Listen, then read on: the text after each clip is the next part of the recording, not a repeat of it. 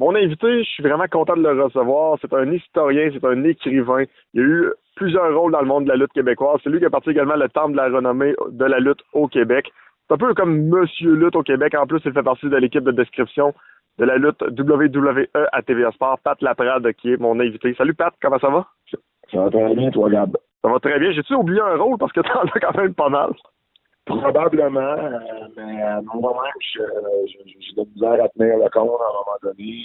Chroniqueur, blogueur, j'ai à peu près eu tous les rôles possibles et inimaginables, autant du côté plus reportage journalistique que dans le show qu'en arrière-scène également. Donc, ouais, j'en ai fait pas mal depuis 2001 maintenant. La lutte, comment c'est rentré dans ta vie, ça? J'avais 6 ans. Mon père avait déjà été fan de lutte dans ses jeunes années. Et puis, il m'a emmené au Centre Paul Sauvé. Une fois un lundi soir, j'avais 6 ans. Et j'ai vraiment trippé. Et j'ai commencé à écouter ça dans le temps, c'était les dimanches matins à Télé7 Sherbrooke. Lutte internationale avec Dino Bravo, Rick Martel, les frères Rougeau. Et puis, j'ai jamais arrêté d'écouter. Ton héros de jeunesse, c'était qui? Écoute, j'ai pas le choix d'aller avec Dino Bravo. Il est arrivé dans ma vie, si tu veux, avant Hulk Hogan. OK. Parce que sinon, l'autre, ça serait Hulk Hogan, comme bien des jeunes de ma génération. Mais Dino Bravo, là, c'est vraiment le premier lutteur sur qui j'ai vraiment, vraiment trippé. Là, sur qui, là, c'était mon Hulk Hogan à moi. Là, c'était... Puis, au Québec, il était gros. Là. C'est ceux qui ont connu Dino Bravo juste à WWF, fin des années 80, début 90, ils n'ont pas connu le Dino Bravo que j'ai connu. Et c'était vraiment un lutteur qui était toujours mis en avant-plan, la plupart du temps qui était champion, indescriptible ou presque.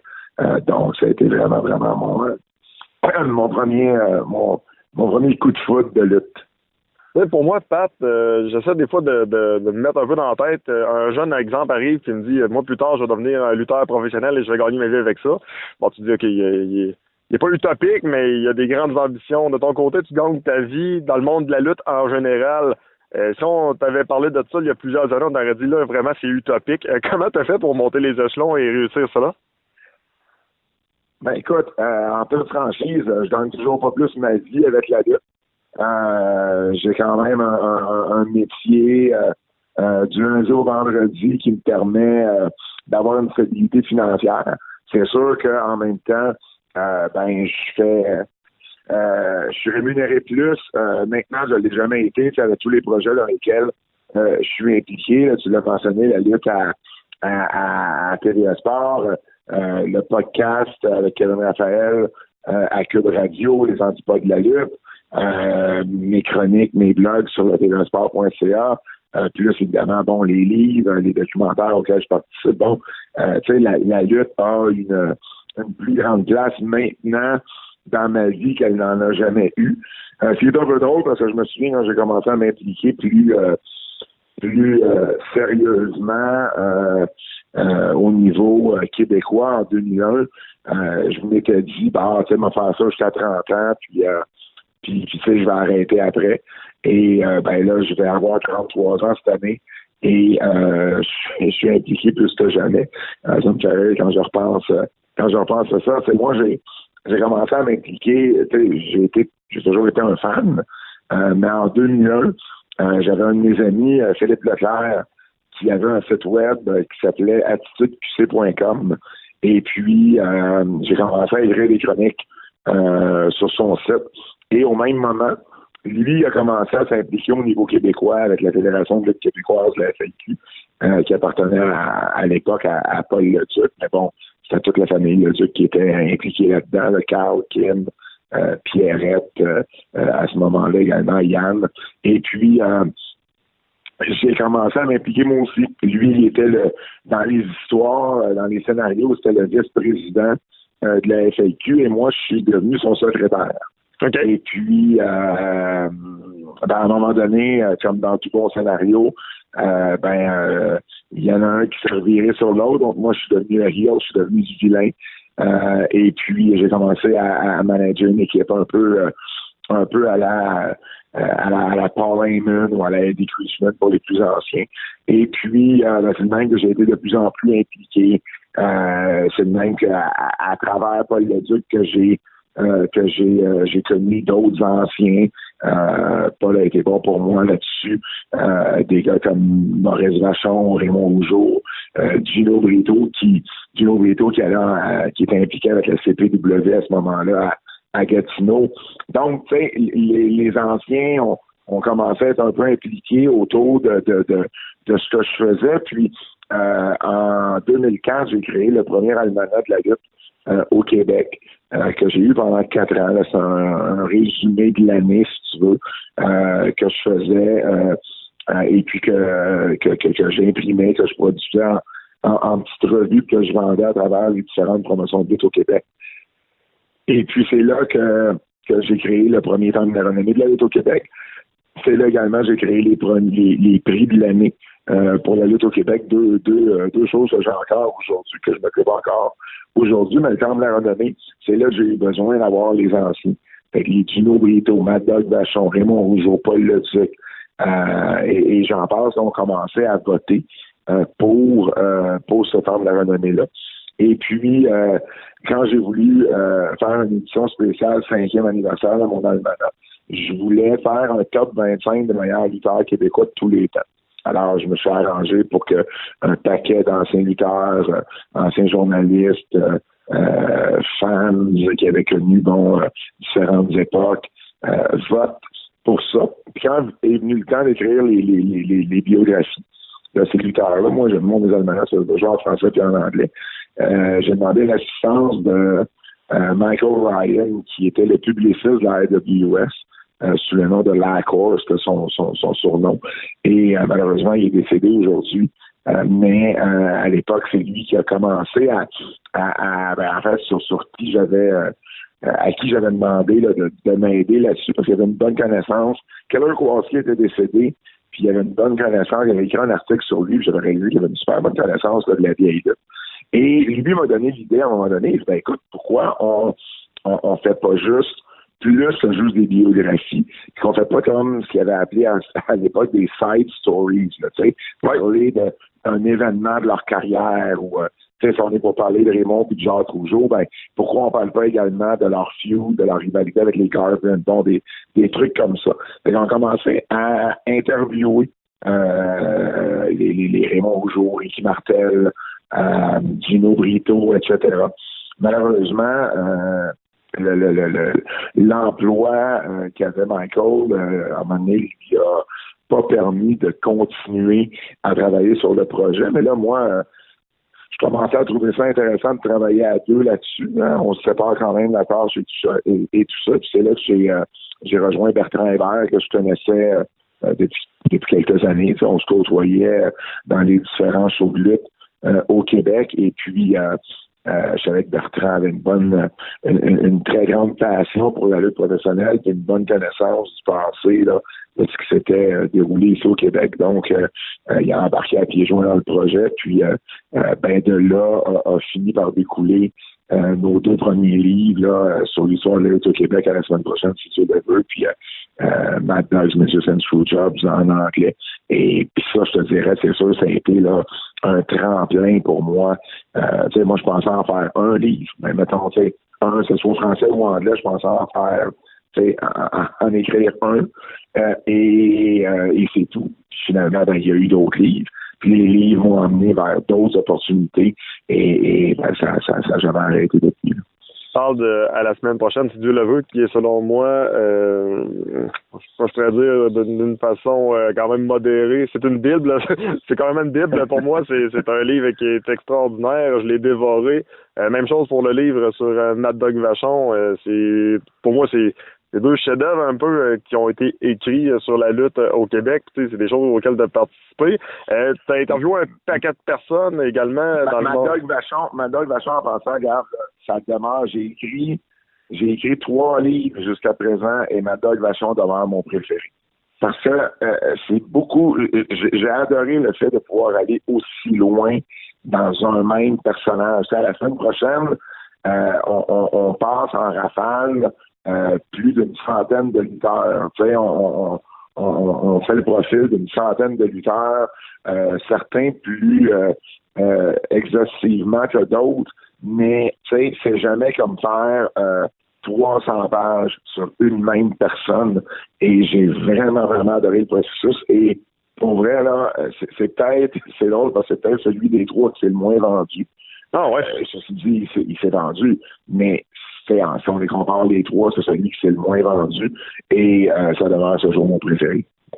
Et comment tu peux l'expliquer? Parce que pour moi, là, puis je veux dire, si je me reporte un petit peu à ce que mon grand-père me disait à l'époque, tu sais, Mad Dog Vachon, là, c'est possiblement le lutteur le plus populaire qui est passé au Québec. Là, si on regarde, mettons, toutes les générations mises ensemble, du moins, c'est l'impression que j'ai toujours eue.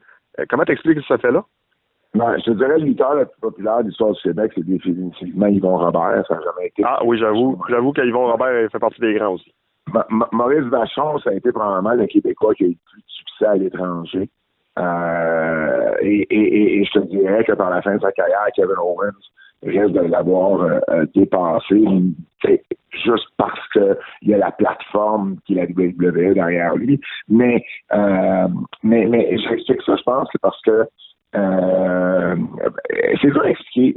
Écoute, la semaine prochaine, si Dieu le veut, c'est la première fois. Il n'y avait jamais vu un livre qui expliquait autant la lutte au Québec de toutes les générations et aussi en moment où les lutteurs étaient prêts à en parler là, en dehors des secrets de la lutte. Il y a eu des livres comme le journaliste Jean-Paul Sarrault qui avait écrit Fallait saigner, qui parlait de différentes époques, de différents lutteurs, mais il parlait d'une vingtaine ou une trentaine de lutteurs, puis c'était à une époque où on dévoilait plus ou moins encore les secrets de la lutte. Il n'y avait jamais rien eu de tel. Donc, c'est sûr que ce livre-là était pour connaître du succès. L'autre livre que j'ai écrit, c'est Sisterhood of the Squared Circle, qui est un livre uniquement en anglais sur l'histoire de la lutte féminine. En un moment où la lutte féminine a pris vraiment là, un envol à la WWE et on a vraiment été derrière cette division-là. Donc, c'est sûr que ça aussi, c'était pour aller rejoindre bien des gens. Maurice Vachon, je ne sais pas, le fait des fois qu'il soit décédé, qu'il soit pas là pour promouvoir le livre davantage, ça peut être un élément. Peut-être aussi parce que pour certains, pour une génération qui est courante, Mad Dog Vachon, c'est le lutteur qui est au temps de la renommée de la WWE. C'est un nom qui est familier, mais est-ce que je veux vraiment savoir davantage? C'est pas tout le monde qui est... la semaine prochaine, c'est 400 pages, c'est au-dessus de 100 profils, c'est 200 photos. Il y a beaucoup d'atouts là-dedans pour aller chercher un gros lectorat. Maurice Vachon, ça a une biographie sur un seul homme avec beaucoup moins de photos. Donc, je pense que ça, c'est toutes des raisons qui ont peut-être mené là, à ça. Ceci dit, il y en a quand même, on en a quand même vendu au-dessus de 3000 copies. Et au Québec, 3000 copies, c'est considéré comme un best-seller. Donc, c'est quand même pas rien. Mais c'est quand même celui des 3 que j'ai le moins vendu. Parlons maintenant des entrevues. On en a tous fait beaucoup dans nos jobs respectifs. Des fois, on a des grosses attentes, puis on est déçus. Des fois, on a des grosses attentes, puis on est même... Ça surpasse nos attentes. Des fois, on a 0 attente, et puis finalement, c'est un chef-d'œuvre. De ton côté, c'est un peu mes questions. Y en a-tu un que tu as été déçu? Y en a-tu un que tu as été impressionné? Je suis convaincu que là-dedans, il y a un petit peu de noms qui ressortent. Là. Écoute, rien à voir avec le Québec, mais probablement ma plus grande déception d'entrevue, c'était Damien Sandow. Ah ouais? Un ancien lutteur de la WWE, que j'avais interviewé pour Slam Wrestling une fois que la WWE venait en ville ici à Montréal. Et il est resté en personnage. Il est resté en gimmick tout le long de l'entrevue. J'arrivais pas à le faire décoller de son personnage. À un moment donné, c'est lourd parler en personnage. Quand il t'en donne pas plus, moi, il avait été entraîné par Keller Kowalski. Il y avait eu une identité avant de devenir Damien Sandow, ce personnage un peu plus aristocrate. Et je voulais pas parler à l'aristocrate, là. Je voulais parler, je voulais parler au gars, je voulais parler à la personne, puis jamais qu'il m'a ouvert cette porte-là. Puis, tu sais, moi, dans mes entrevues avec les gars de la WWE, tu sais, pour des articles plus promotionnels, si tu veux, pour, tu sais, vu qu'il vient dans la ville, je m'arrange toujours pour avoir une question, tu sais, plus gimmick, tu sais. Ouais. Donc, tu sais, à quoi les fans peuvent s'attendre de Roman Reigns à Montréal, ou là, tu es en rivalité avec telle personne. Tu sais, je leur loupe toujours une porte là-dessus. Mais c'est justement, tu sais, il y a une place pour ça, puis il y a une place pour juste jaser, puis lui me l'a jamais donné, puis pour vrai, c'était lourd. Une autre entrevue, je me souviens, j'avais pas d'attente, mais c'est vraiment la pire entrevue que j'ai faite, par contre. Alia, qui était une fille de Toronto qui lutte à NXT en ce moment. Okay. Elle venait de signer avec NXT, puis étant donné que je travaillais sur le livre sur l'histoire de la féminine, Greg Oliver à Slam Wrestling m'avait demandé si je voulais faire l'entrevue. Fait que j'avais dit oui. Et pour vrai, là, elle aurait pu me lire un communiqué qu'elle avait écrit, ça aurait été la même chose. Et non, c'était vraiment lourd. Il y avait pas de développement dans ses réponses. Clairement, écoute, je serais vraiment pas surpris qu'elle avait une feuille devant elle. Sur certaines questions, elle lisait ce qu'on lui avait dit de répondre à certaines affaires. Pas nécessairement sur sa carrière personnelle, mais plus sur la WWE de façon générale. Écoute, pour vrai, là, c'était pénible. C'est vraiment l'entrevue où il a fallu que je travaille le plus fort pour ressortir quelque chose. Là. Tu sais comment c'est, j'en ai fait des entrevues toi aussi. Tu sais, il faut toujours trouver un angle, oui. toujours trouver une façon de rendre la personne, l'entrevue intéressante. Puis j'avais vraiment travaillé fort. Dans les bonnes entrevues, je te dirais, si je continue sur la filière de WWE, je te dirais des filles comme Natalia et Trish Stratus. Ça a toujours été super le fun leur parler. Puis j'arrivais toujours à trouver, tu sais, un angle qui était intéressant, une question qui était intéressante. Je me souviens que les deux avaient même tweeté ou retweeté plutôt mon entrevue en disant wow, tu sais, ça a mieux sorti que je m'imaginais, tu sais, mais j'arrivais toujours à trouver.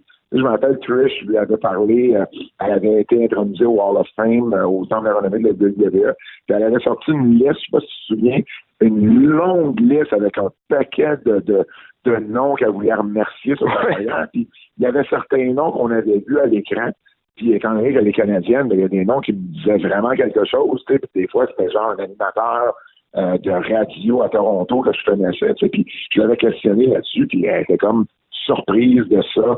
AJ Lee, la femme à CM Punk, grande amatrice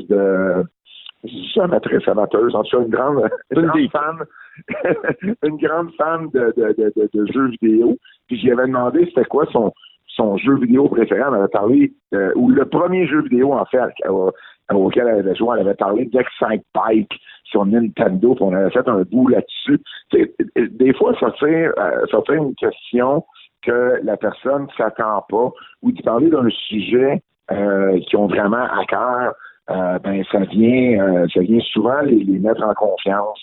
Puis ça fait en sorte que, bon, tu sais, des fois, je commence avec ça, puis après ça, tu sais, ils sont comme plus relax, puis ils vont t'en donner plus par la suite. Donc, au Québec, je te dirais pour mon livre, mettons sur l'histoire de l'être au Québec que j'ai écrit avec Bertrand Hébert, je te dirais que un gars comme Raymond Rougeau, il a une mémoire phénoménale. Là. Raymond Rougeau, là, c'était pas du à peu près. Là. C'était à l'automne 77, c'était au printemps 82. Puis, tu sais, il se souvient de ses dates, il se souvient de ses trucs.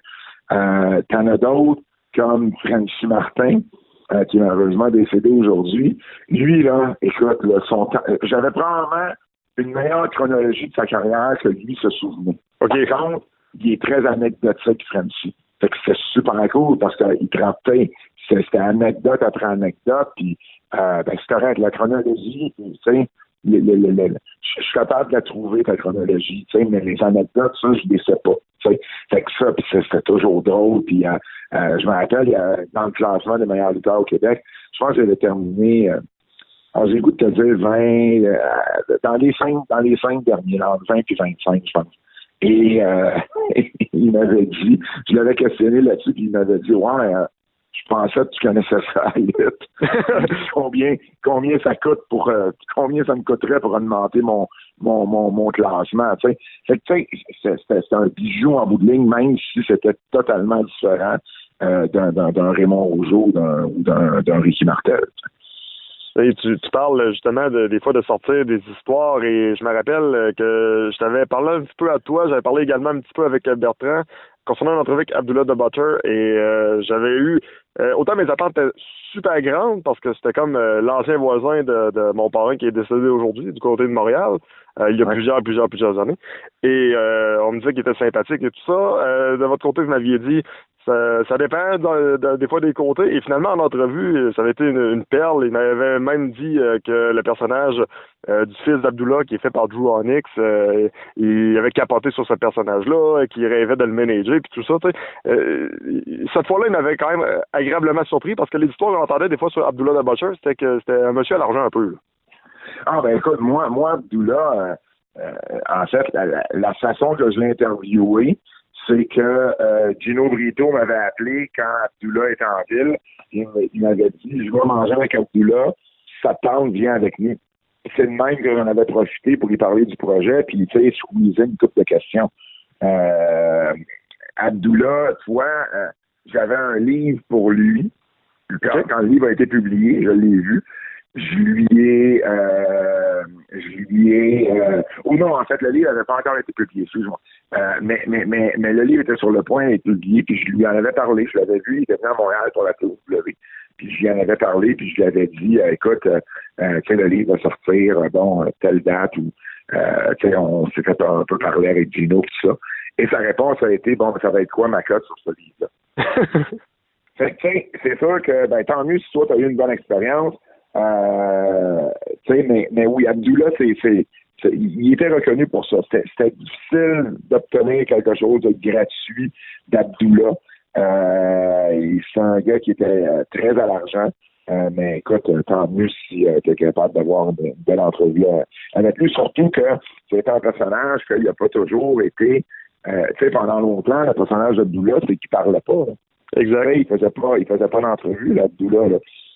Mais écoute, ça y arrivait. Je veux dire, probablement une des meilleures entrevues d'Abdullah que j'ai vues, c'était avec Ronald King de la presse à son match de retraite à Montréal. Je me rappelle l'avoir lu.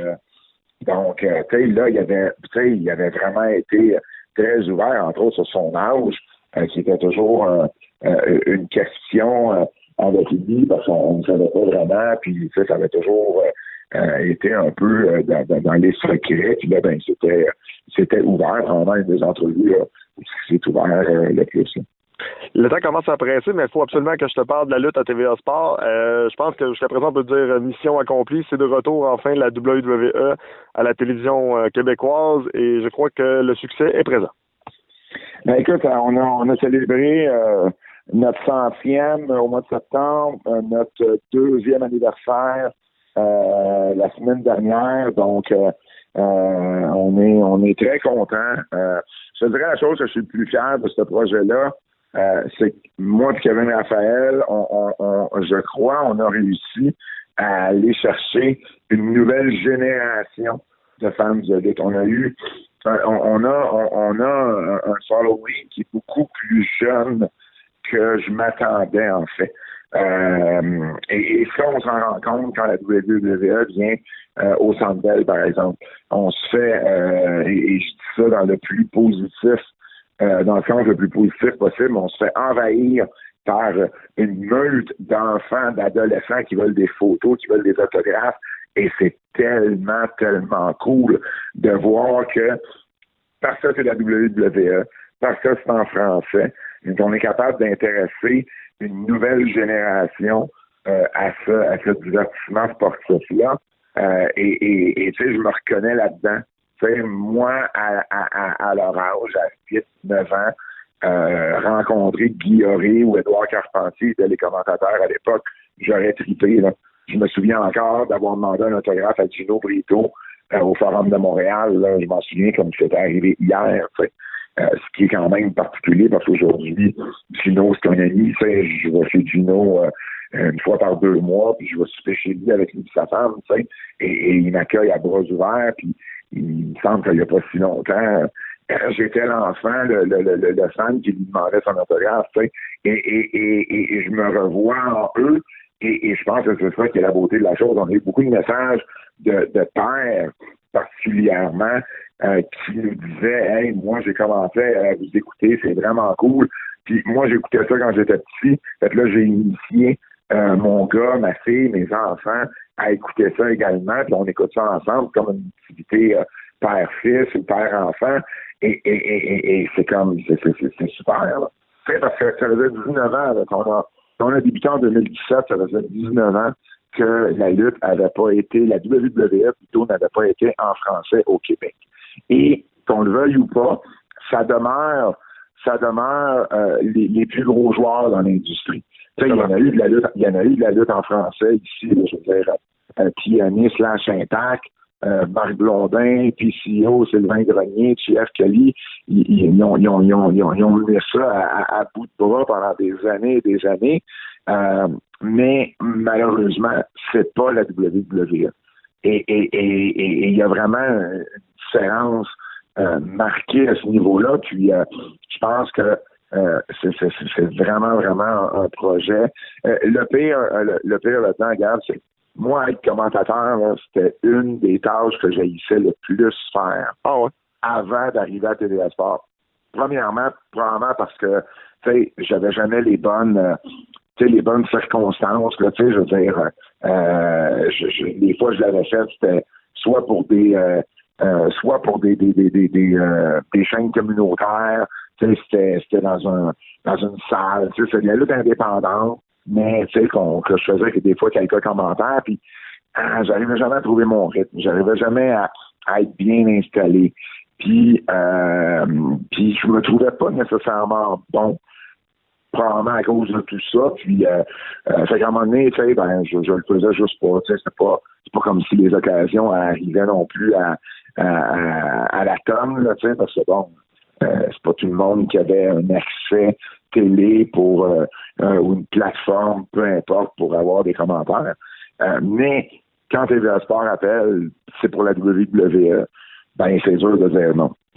Et j'ai appris à aimer ça, mais c'est sûr que bon, là, on est dans un studio avec un réalisateur, on est, c'est pas du tout la même chose que je pouvais faire avant, peut-être qu'avoir eu ces installations-là dès le départ, puis ça m'aurait peut-être aussi aidé à apprécier ça bien avant, mais là, je peux te dire que je traite vraiment, puis c'est vraiment une super belle expérience, et espérons qu'elle va continuer, parce que techniquement, le contrat de la WWE avec TVA Sport est signé pour 3 ans. Donc, ça veut dire qu'il reste une année pleine en ce moment. On est fin octobre. Je sais pas quand l'entrevue va être diffusée, mais là, on se parle, on est fin octobre. Il reste une année pleine à ce contrat-là et on va vraiment, vraiment souhaiter que ce soit renouvelé. Les codes d'écoute sont bonnes. On sent que les gens nous écoutent de plus en plus.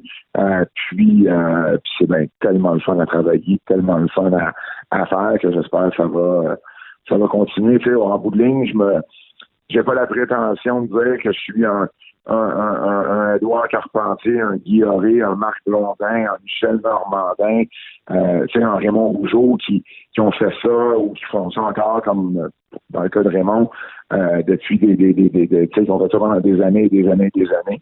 Mais je te dirais que si je pouvais faire ça plus que 3 ans, je serais bien heureux.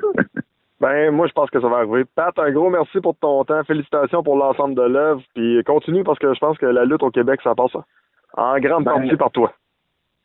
T'es bien fin, puis j'invite les gens à me rejoindre sur les différents réseaux sociaux, Pat Laprade, autant sur Twitter, Facebook que Instagram. Puis regardez ça, suivez ça de près parce que mon prochain projet, c'est un livre sur la biographie du géant ferré, André the Giant, que j'ai écrit avec Bertrand Hébert, qui va sortir en français et en anglais là, au printemps 2020, qui découle un peu là, de ma participation au documentaire sur les ondes de HBO. Donc, regardez ça, c'est notre prochain projet. On embarque dans le bandwagon. Merci, Pat. Merci à toi, Gab. Bye bye.